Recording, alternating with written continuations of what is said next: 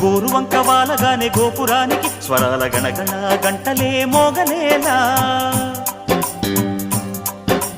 గోపబాలుడొచ్చినాక గోకులానికి పెదాల కిలకిల పువ్వులే పుట్టలేదా బాలకృష్ణుడొచ్చినప్పుడే వయ్యారి నందనాలు నాట్యమాడగా వారసుణ్ణి చూసినప్పుడే వరాల వాంఛలన్నీ పల్లవించగా నందుడింట